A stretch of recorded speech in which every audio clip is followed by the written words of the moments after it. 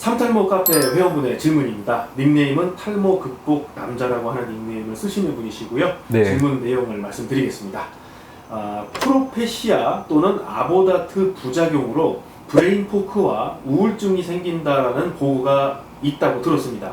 저 역시 약 복용 후 우울증이 심해져 공황장애까지 왔었고 정신과 치료를 받은 적이 있습니다. 이 부분에 대해서 원장님의 의견과 정확한 임상실험 자료가 있는지, 있다면 임상실험 내용에 대해서 말씀해 주시면 좋겠습니다. 네, 그 프로페시아나 아보다트나 그 탈모를 치료하는, 남성형 탈모증을 치료하는 약물을 복용하고 나서 우울증이나 브레인 포그가 왔다는 그런 보고는 없습니다.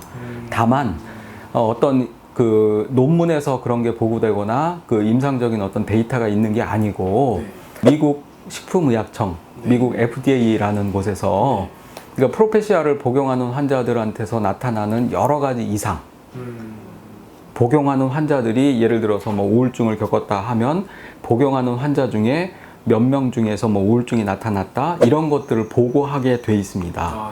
근데 그건 그 우울증이 프로페시아나 또는 아보다트가 원인이 돼서 그렇다는 게 아니고, 그 약을 먹은 사람 중에 우울증이 있는 사람이 있으면 보고해서 그런 건수를 아마도 얘기를 한 건데, 근데 우울증은 요즘 현대인들이 굉장히 많이 겪는 병이기 때문에 그건 프로페시아나 아보다트를 복용하지 않은 사람들도 비슷한 수준으로 우울증이 있습니다.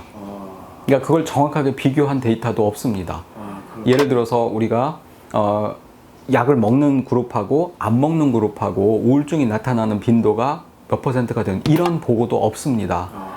그래서 저는 개인적인 생각이지만 이 약을 먹어서 브레인 포그나 또는 우울증이 온다고 생각하지 않습니다. 그럴 가능성은 거의 없다고 생각을 합니다. 아마 그런 얘기가 나오게 된 게 이 약이 5알파 리덕타제 이니비터라는 약인데 5알파 리덕타제라는 효소를 억제한다는 뜻인데, 테스토스테론이라는 남성 호르몬을 DHT라는 남성 호르몬으로 전환이 될 때 그 5알파 리덕타제가 필요한데, 그 리덕타제 이니비터라는 건 그 리덕타제, 그러니까 산화 효소의 기능을 억제함으로써 테스토스테론에서 DHT로 전환되는 걸 막아줘서 우리가 탈모 치료 효과를 보는 건데, 우리 몸에는 5알파 리덕타제가 이렇게 테스토스테론에서 DHT로 전환되는 여기에만 쓰이는 게 아니고 우리 신경 전달 물질이라고 있습니다. 신경 전달 물질 중에 뭐 도파민, 세로토닌, 그런 복잡한 게 저도 자세히 모르지만 그런 것들이 있는데, 그런 신경 전달 물질도 테스토스테론에서 DHT로 바뀌듯이 그렇게 이제 전환이 되는데, 그 신경 전달 물질이 전환될 때도 5알파 리덕타제가 역할을 하기 때문에, 그러면 우리가 먹은 약이 선택적으로 두피에 있는 그 테스토스테론에서 DHT로 전환되는 데 쓰이는 5알파 리덕타제만 억제하는 게 아니라 이 뇌에서 신경 전달 물질이 전달할 때 쓰이는 그 5알파 리덕타제도 억제할 거 아니냐, 이런 가정하에, 그렇다면 그런 신경 전달 물질의 그 어떤 그 조성의 변화가 생길 거고, 그것 때문에 그 신경 전달 물질의 기능에도 영향이 있지 않을까라는, 그러니까 상상의 가정을 해서, 그렇다면 내가 지금 겪고 있는 우울증이 이 약 때문에 생긴 어떤 변화 때문에 생긴 거 아닐까라는 추측으로 인해서 생긴 건데, 사실은 신경 전달 물질에 작용하는 그 5알파 리덕타제가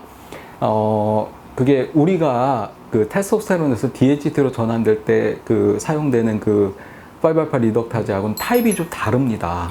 5알파 리덕타제라는 그 환원 효소는 타입이 3가지가 있습니다. 밝혀진 게 1, 2, 3가 있는데, 우리가 탈모 때문에 탈모 약으로 먹는 피나스테라이드 같은 경우에는 타입 2만 선택적으로 억제를 하고, 또 아보다트나 도타스테라이드 같은 건 타입 1하고 2를 같이 억제를 하는데, 사실 타입 1은 이 테스토스테론 여기에는 별로 관여가 안 하는 거고, 사실 신경 전달 물질에 중요한 건 타입 3입니다.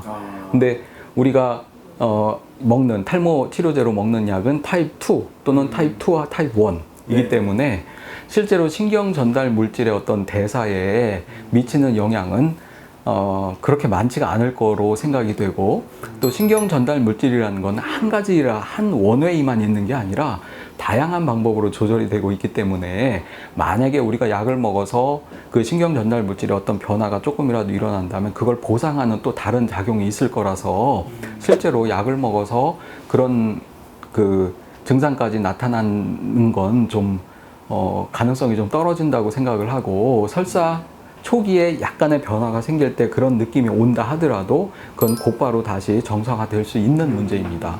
그리고 다시 얘기하지만 이 약을 먹었을 때, 탈모 치료제를 먹었을 때 우울증이나 브레인 포그 같은 증상이 온다고 보고된 어떤 논문이 있는 게 아니고, 그냥 FDA에 보고하는 그 보고서 속에 약 먹은 사람 중에 그런 사람이 있었다는 보고이지, 약을 먹은 사람이 그게 더 잘 생긴다? 이것도 아니고, 약을 안 먹은 사람은 그게 안 생기는 것도 아니기 때문에 그 연관성이 지금 밝혀진 건 아닙니다.